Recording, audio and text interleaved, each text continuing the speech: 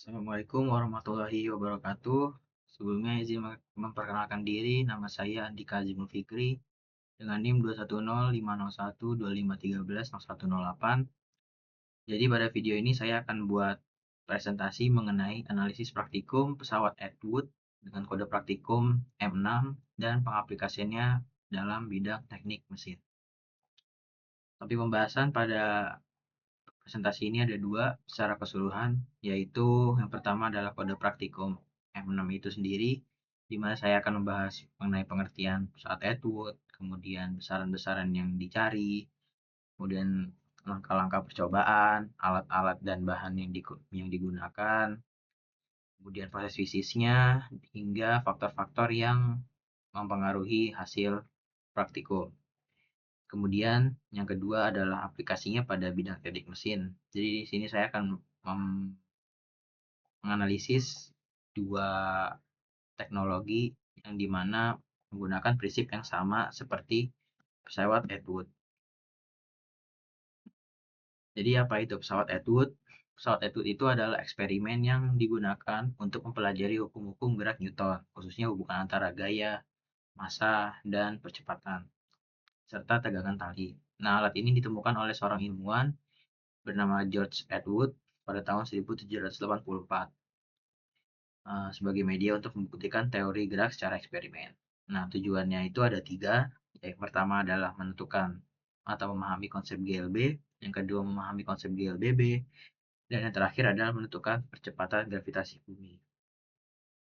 Untuk besaran yang dicari ada tiga. Yang pertama itu adalah massa dengan lambangnya M kecil, satuannya kilogram dan dimensinya M besar. Kemudian adalah panjang dengan lambangnya L kecil, satuannya meter dan dimensinya L besar. Dan yang terakhir adalah waktu dengan lambang T, satuannya sekon dan dimensinya adalah T besar. Nah, kemudian alat-alat dan bahan yang digunakan itu ada 10.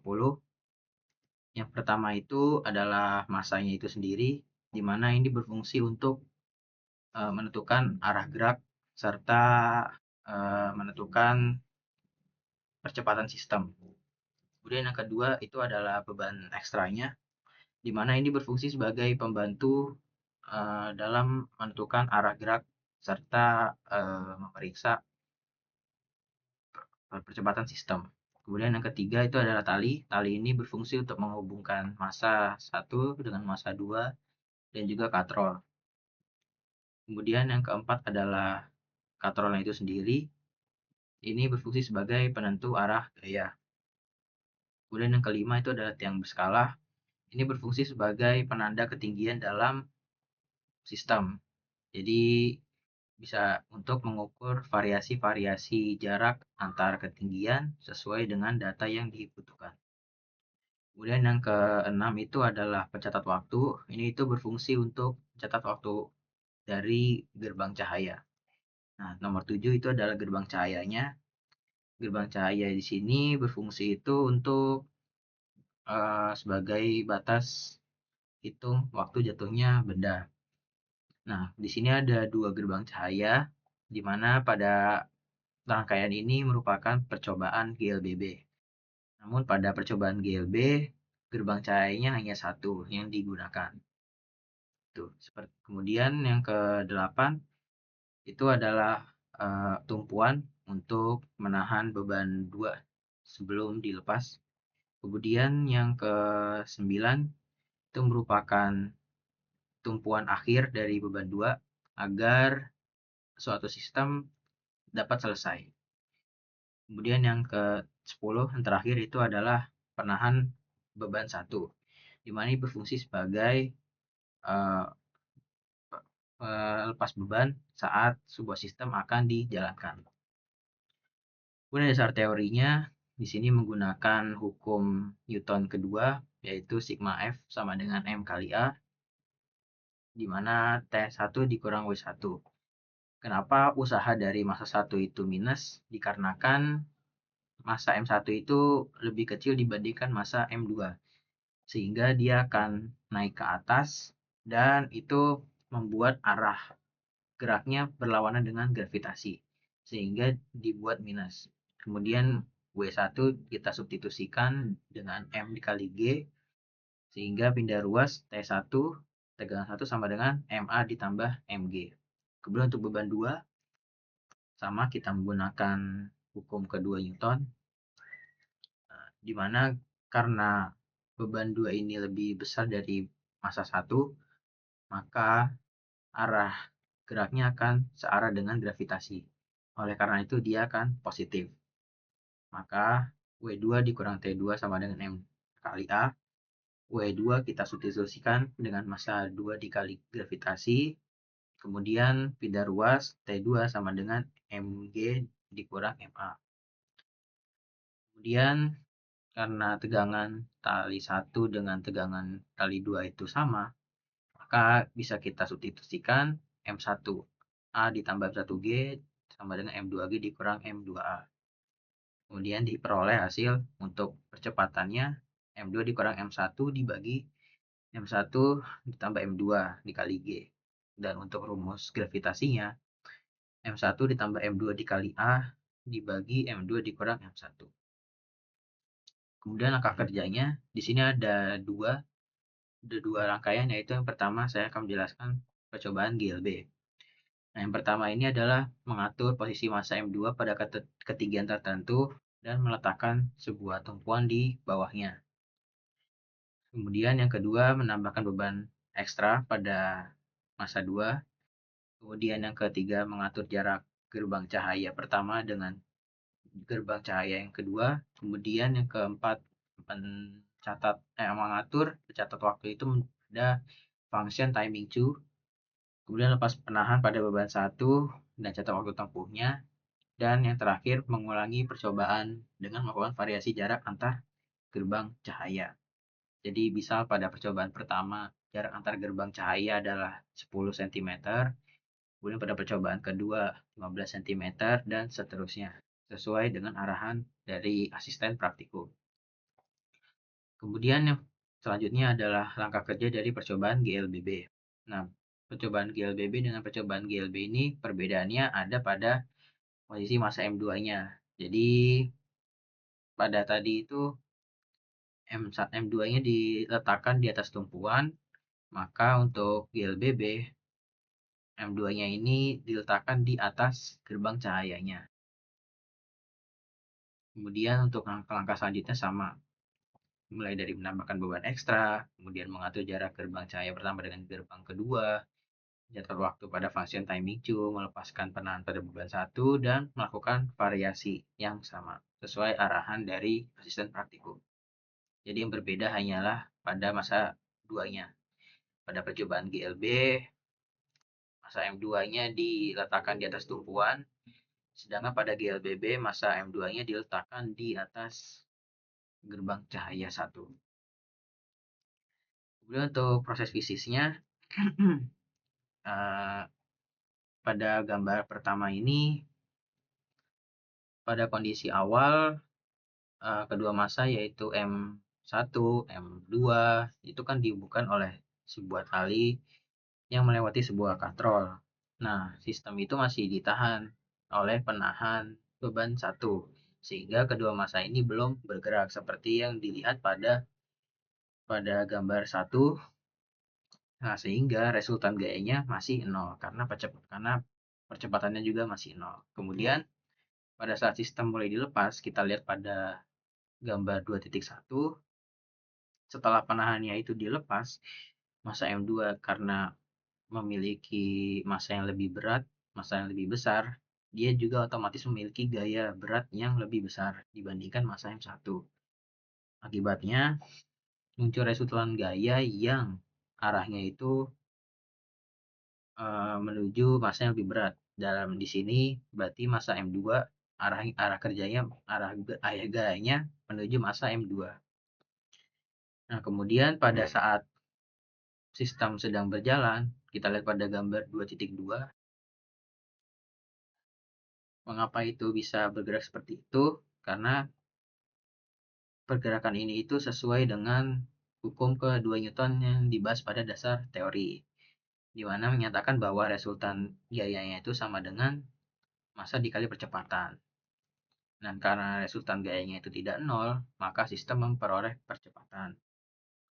Kemudian kita lihat pada gambar 2.3, walaupun bergerak berlawanan, namun besar percepatannya itu sama. Namun yang berbeda hanya arahnya. Begitupun yang terjadi pada kecepatannya. Kecepatan mereka berdua itu sama, namun yang berbeda hanya arahnya. Di mana M1 ke atas dan M2 ke bawah. Atau berlawanan gravitasi dan searah gravitasi. Kemudian hubungannya dengan GLBB kita lihat pada gambar ketiga.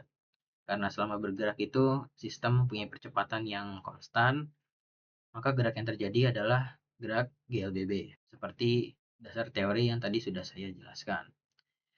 Kemudian di gambar yang terakhir, pergerakannya akan berhenti ketika si massa M2-nya ini mencapai batas tertentu. Dalam artian massa M2 tadi telah mencapai tumpuan akhir. Dan setelah itu sistemnya tidak lagi mengalami perpindahan. Kemudian faktor-faktor yang memengaruhi itu ada 4. Yang pertama ada gesekan katrol. Nah, pengaruhnya adalah memperkecil percepatan. Kemudian faktor yang kedua adalah massa tali itu sendiri. Pengaruhnya dapat menambah momen inersianya. Kemudian faktor yang ketiga adalah ketelitian alat ukur. Pengaruhnya dapat menimbulkan kesalahan dalam pengukuran. Dan yang terakhir, pembulatan angka yang berpengaruh terhadap kesalahan penghitungan. Kemudian saya akan menjelaskan pengaplikasiannya dalam bidang teknik mesin, di mana di sini saya mengambil 2 contoh. Yang pertama itu adalah crane, di mana pada pengaplikasian pesawat Etihad pada crane ini itu sebelumnya saya jelaskan crane itu merupakan alat yang baik digunakan pada konstruksi maupun industri manufaktur. Nah, crane itu memanfaatkan sistem kabel seperti yang dilihat itu ada kabel, katrol, dan juga motor untuk mengangkat beban yang sangat berat. Selain itu juga di bagian belakangnya dapat dilihat itu warna abu-abu merupakan pemberat yang kita sebut sebagai counterweight. Nah, counterweight itu fungsinya buat apa sih?